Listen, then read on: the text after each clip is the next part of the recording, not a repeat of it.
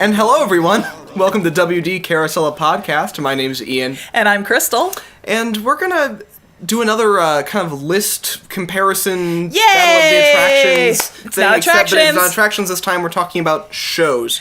Battle of the Park shows. Battle of the Park things, non-attractions. Battle of the Park shows. We'll shows. It's Yeah. Battle of the Park shows. All right, I'll make We're that the not title. including fireworks. We're not Nope. including parades. Not It seasonal. is the shows. Yep. So just like we did the attractions, Yep. we're going to do a very smaller but similar Yes, version. it's smaller. We're going to go start with each park first, and then we're going to compare all of them against each other with our local winners. And then they'll compete in the intramural. It's a whole thing. Well, this is what, March Madness still, so it is. Technically, we can tie that all in, and it's great. even though this is going to be showing in April. But we're filming it in March. It's fine. So, yeah, we're going to talk about some shows. Another thing we're not going to talk about are the seasonal stage shows and performances. That's not covered, and little incidental things that pop up, like just on the sidewalk kind of stuff. That's not going to show up unless it's like a super regular thing. I mean, we might do it for Epcot just because. There's a couple that are really regular, but overall, this one's a little less cut and dry. We're kind of drawing a line at some point, but it's going to be It's going to be a very loopy line. Yeah, it's going to be a weird line. So the first park we decided that we were going to discuss is Magic Kingdom. Absolutely. And it's because pretty much that's the park where if you go to Disney, even if it's only one time, you're probably going to end up there. This is true. And, this is true. you know, you want to be able to know what are good things to make time for versus others. Now, almost all of these shows, you don't have to worry about a fast pass for. Right. In fact, I don't think they even offer really fast passes for them. Maybe Enchanted Tales does, but the other ones really don't. So this is something where you can just say that you want to go and attend, and there you go. Now, there is one on the list that is only at specific time. Right. I don't remember if there's multiple during the day or not. I don't remember. But, you know, it's just a way to help you figure out what you want to plan your park day around. Yeah, absolutely. So I think we'll just start with the hub.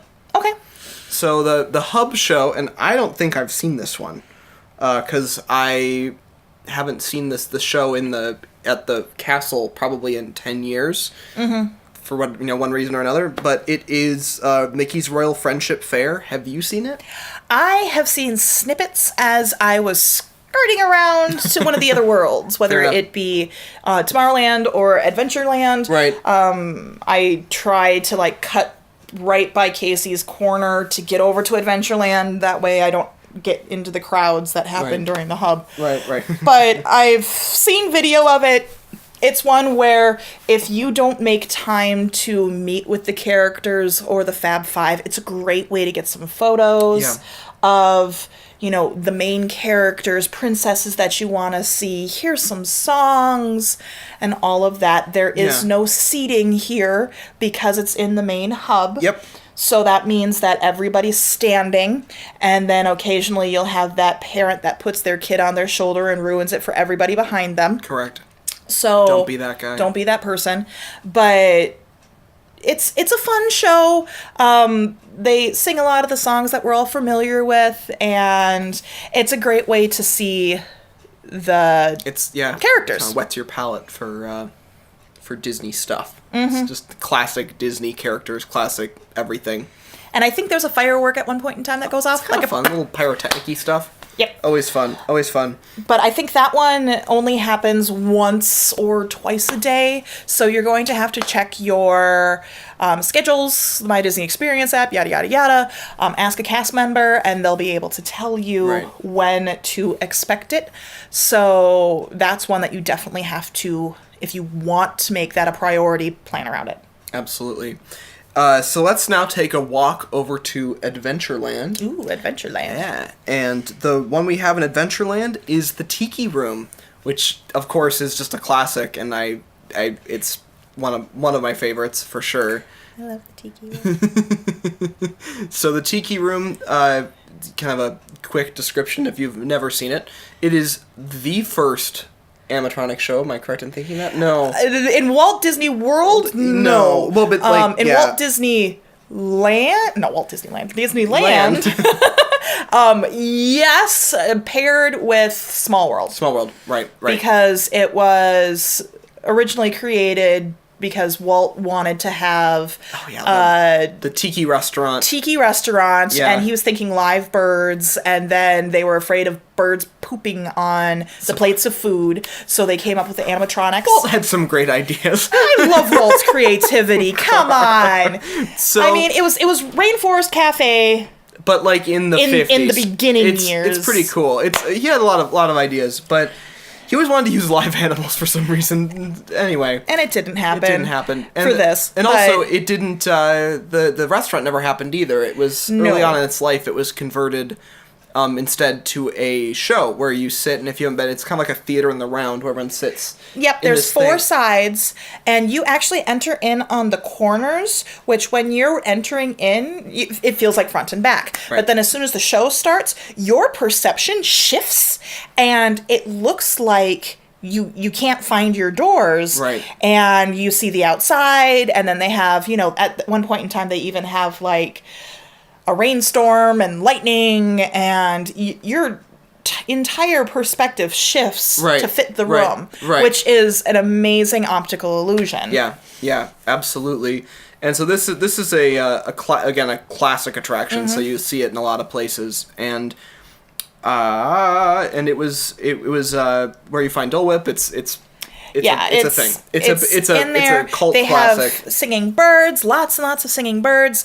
They have singing flowers. They have some of the tiki gods come to life and sing too. Perfect. Love that. There's like 5 or 6 songs that they sing inside with different moods, and it also kind of reminds me of a 1950s wedding cake, because at one point in time they all come out of the middle and everything, and it looks like that fancy little topper that they used to have on 50s wedding cakes. Oh, absolutely. But you get what I'm saying. I know exactly that's the visual. What you're saying. And so you have these beautiful displays of all of these animatronics. It's basic because they were some of the first, and I think they're also some of the only ones that are still air powered. Yeah, pneumatic. So you hear the very slightly, but you do hear it when they're singing. And it was a technology that was developed specifically for them, and almost every other. And they call it, so this is an interesting thing about Tiki Room, and we'll probably do an episode on this at some point, but we'll get there. They are digital, like the beaks and stuff, so it's either they're open or closed. It's binary, so in 1 and 0. Right, so whereas most other stuff is a variable, an analog or a variable level, so you can have fluid movements, but with these especially, it works well with the pneumatic power. So they used to draw it on magnetic tape. It was this whole thing. Anyway, we'll get there, but it was a very pioneering attraction, and it had the most advanced synchronized technology at the time, because Small World didn't really have synchronized stuff. So it was very unique and pioneering for the time. Yes. The next world that we will work our way around to is Frontierland. Yes. And there we have the Country Bear Jamboree. Of course. Which is a fun one to go to, especially if you are trying to escape the heat of Florida. Tiki Room's another good one because it's air conditioned. Yep. But the Country Bears is another big one too. That one's auditorium style, so you sit in an audience, and then you have a stage in front of you, a big stage, and then 2 little side stages. You can't see my other hand, but trust me, it's there. And then they have the animatronic bears coming out and singing songs. Again, another 6-7 songs in that one. A little bit more evolved as far as the animatronics go. Yep. Not digital. They have more fluid movements. They and like you said, it's like a proscenium style theater in this case. So you've got the main arch, and you look down into an actual stage with an apron and fly and everything. So it's actually like it's almost like a classic stage show, but it's just all animatronics, which it's very interesting. I even love the little bear that comes down out of the ceiling in the swing, and sings her little song. They have some mounted heads of, like, what is it? They have a moose and I think elk or something. I don't know. Yeah. But they have 3 of them that are on the side, and that's your introduction to the show. And they do their little talky talk, and that's a lot of fun too. And those are actual, side note, characters that still wander around that you don't, if you want to meet characters, you just can kind of run into them sporadically. Unlike almost every other character in the park, you have to queue up and go to. Right. They'll just be wandering around with their handlers, and you can find them. But that's one of the things that makes them so endearing, is because, you know, it's a special sort of situation that you can have with them and then see them on stage. So it's almost like, oh, you get to meet the band. Yeah, meet the band. Yeah, exactly. So it's for me, I haven't seen it in a number of years. Mm-hmm. There was a period of time when I was in middle school where I'm like, this is dumb. Like, that was kind of like where I was at that time, because I was in middle school. Yeah, you were in middle school, you didn't want to sit down for a show, you wanted to do the rides. And we'd see the stuff, it felt kind of like a thing, but I think next time I go, I'm going to go do it, because I have to, because it's a thing. But for me, it's something that I remember distinctly about Disney, but it's not something that, like, evokes strong emotions in my mind one way or another. It's also one of the few ones that we're going to be talking about, if not the only one, that actually has a movie that was made about it. Oh my god, that's right. We're going to talk about that atrocious thing another time, but moving on. Wow, we'll get to our Country Bear episode. That'll be fun. Okay, so there's 2 things Liberty Square. Yes, Liberty Square is not that big. No. Like, it doesn't really have any attractions other than Haunted Mansion, which is on the far side, almost near Fantasyland. So the only things that Liberty Square really has is restaurants and these 2 shows. Yes. So the first big show, I would say, the one that everybody knows, is Hall of Presidents. Yeah. And that's another interior one. I haven't been in years. Probably find out which president spoke at that point. I don't even know. I do know that they update the Hall of Presidents with every new president. Yep. There was the snafu with this current situation where they made the other nominee. Allegedly made the other nominee the president. They already started working on her setup, and it didn't go the way they expected. Nobody thought it would go the way it expected. So then they ended up having to retrofit the other nominee onto the into the winning candidate onto the. But thing. It's another air-conditioned situation, so a nice little escape, yeah. As well as it's auditorium seating again, so you have the rows of seats behind you and you're watching a stage.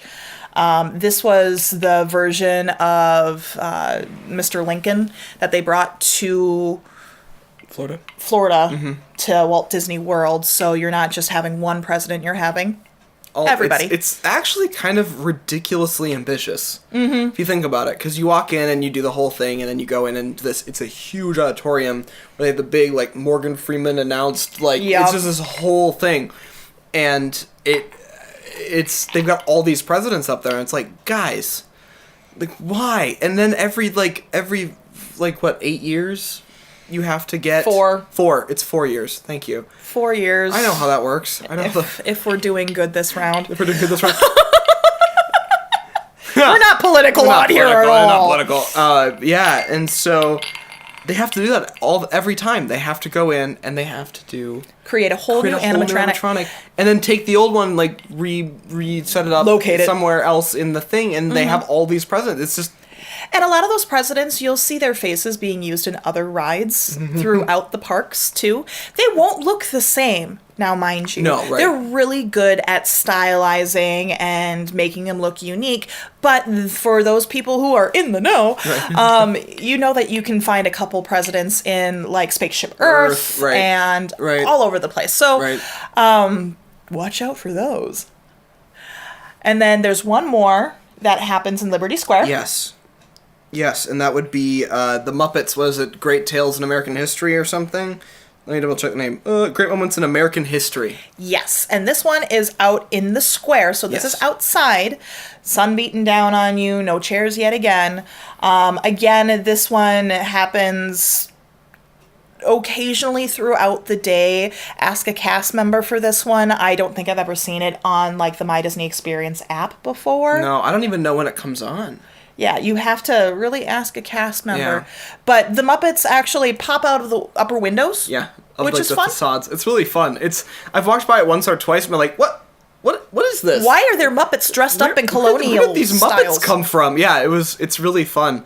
And it's Muppet, so it's that brand of humor that kind of can appeal to different audiences at different levels, because their humor is very good at being able to be kind of multi-generational. Yeah, exactly. So, yes, very fun. Very fun. Not a big grand show, but always a nice perk if you can get it when you're there. Especially since it's kind of live. I mean, as live as you can get with a Muppet. They're actually up there, and they're actually, physically hanging them out the window and having the conversation right there, which is good. Yeah. It adds a unique little perk versus the other ones that we've talked about so far, especially the animatronic ones, because those ones, I mean, those are oldies but goodies, and you get used to them, but this gives a little bit more vitality. Right. Absolutely. Yeah, it's a very fun little fun one to pop up and see. Yeah. Now, the next one, we'll move over to Fantasyland, keep going around the spokes here, and there's only really one that happens in Fantasyland that I can recall, and I mean, unless we wanted to do PhilharMagic in there too. I guess PhilharMagic would technically count, but I haven't seen that one in years. Well, we sat down in there in the auditorium for it when we were doing the Mickey's Not So Scary Halloween party, and what it is basically a screen that... It's 4D, right? Yeah. It's a 4D show. There's a couple of them throughout Disney. So, I mean, it's another good place for air conditioning. Yeah. And so we used it for. A nice relaxing spot. That's what we used it for, was a place to be able to relax a little bit. Be cool. But that's another show option now that I think about it. Totally spaced my mind when we were coming up with our list. Yeah. But that one's one too. It's one, and that one I haven't seen that one forever, but it's basically like it's Conductor Mickey, right? That's the But yeah, it's it's like Tough to Be a Bug, or the ones that have all those like kind of 4D effects and things happen in or Muppet Vision 3D, which is we'll get to eventually. Spoilers. It's fun. It is fun. We didn't remember it right away, so it's not really a good sign. Yeah, it's not something that you go to Magic Kingdom for. Right. Versus, if you want to meet Belle, the only way you can really do it is with the other show in Fantasyland, and that's Enchanted Tales with Belle. And that one, they actually will assign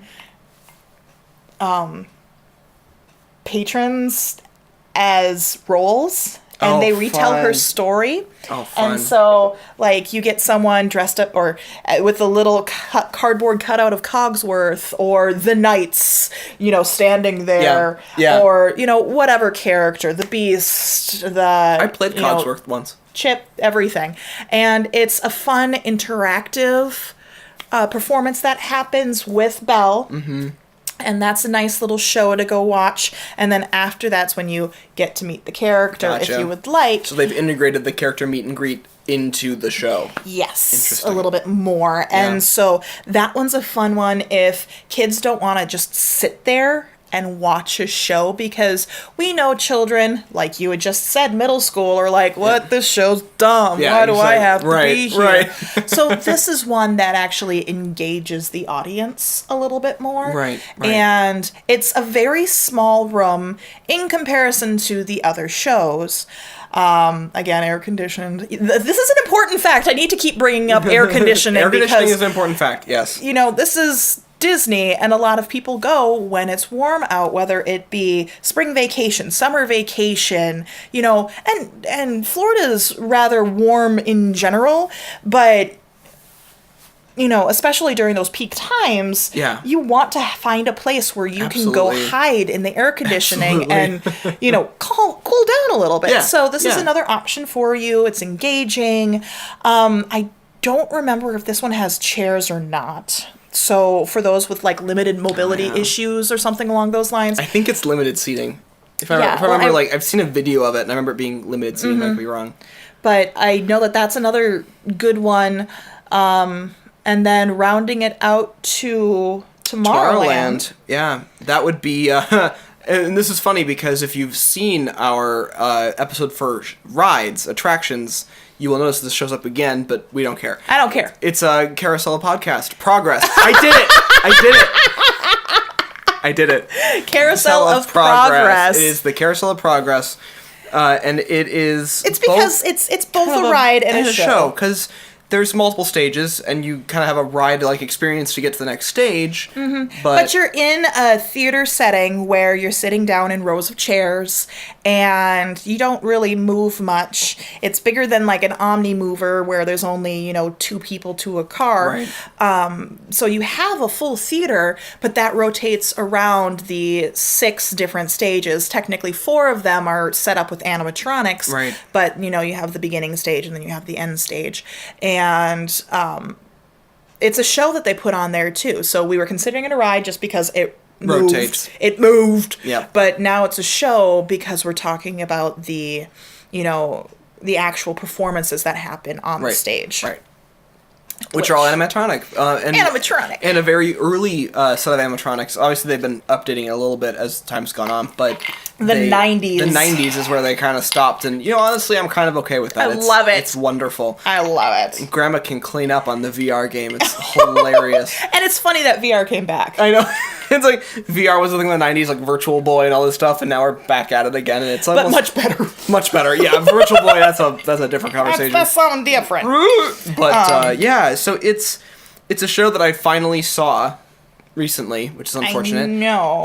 And it is just absolutely quintessential Disney for me. Mm-hmm. It's very cheesy. It speaks to the nostalgia part. Yes, of Walt. It's all of the nostalgic, positive aspects of American history. It's classic. It's a slice. 6 slices of Americana that you... 4 slices of Americana that you rotate around. So you basically get, 4 little stage shows on an attraction that takes you to each of them, is basically what it is. And on each of those stage shows, they have the 2 sides as well. Yep. And each one lights up twice. So they have this one, then they turn them. And so you're able to actually get 5 different stages per round of...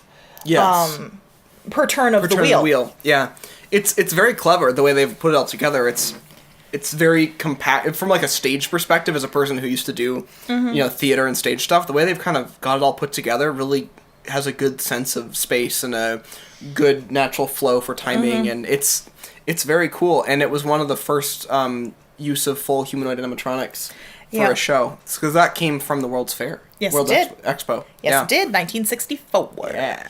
So I mean, that one's just another classic, and that one is a favorite of ours. Absolutely. Obviously.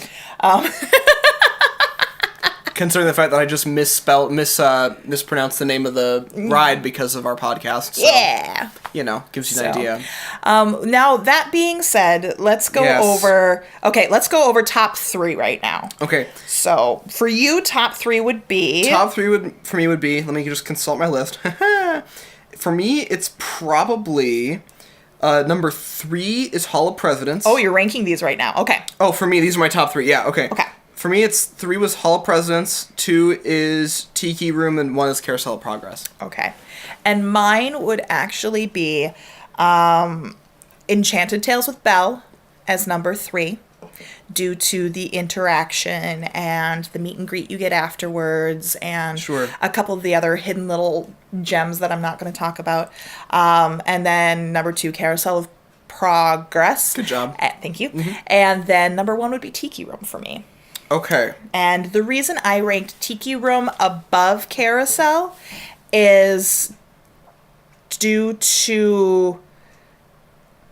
I like the songs. And I like the optical illusion that they have in the room of how you walk in and then your brain completely fries, and then you all of a sudden feel like you're in a different room. It's definitely interesting because we've got 2 different shows that are both very classic Disney. Very classic original Disney shows, and I think that I like both of them for different reasons. That's true. It's very true. So, for me, I like the full character creation spectacle show, ambitious animatronic aspect of Carousel of Progress, and how big it is. I mean, it's a really innovative way to take care of all this stuff, and the animatronics are very complex for the era, and it remains complex even today. And Tiki Room I really like because it's just lots of spectacle and everywhere and colorful and very escapist. Carousel of Progress is also kind of escapist, but not as much as Tiki Room. It's a little bit more grounded. Yes. And so I like Tiki Room versus the birds. The Tiki Room is just like, you just feel warm and happy and away from everything. Tiki room, and the tiki room. This is gonna be a tough one for me. I know. So how are we figuring out who's on top for this one, so that way we can rank them at the end? Yeah. So okay, if I'm going with my Ian personally because he likes the escapist part of Disney, I'd probably go with Tiki Room. If I went with the part of me that likes the history and technical aspect of things, maybe Carousel of Progress. But to be fair, Tiki Room also had a lot of big stuff that ended up being the DNA of lots of other attractions later. So honestly, in this case, I think I can give it to Tiki Room. Okay, I win.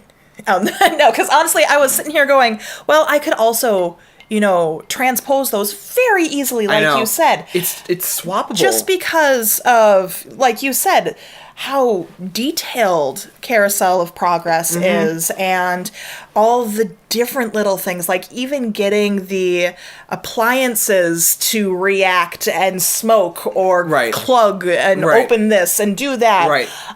It's extraordinarily sophisticated. Along with, the facial, animatronics that go along with it. So it wasn't just the birds opening their mouth. Yeah. But I think for me... But the escapism is a huge strong factor for me. I think with the Tiki Room specifically, I think that it captures a sense of escapism and fun and fantasy that Carousel of Progress doesn't. And I think that might be... It brings the joy of Disney. It brings the joy of Disney, whereas Carousel of Progress is awesome.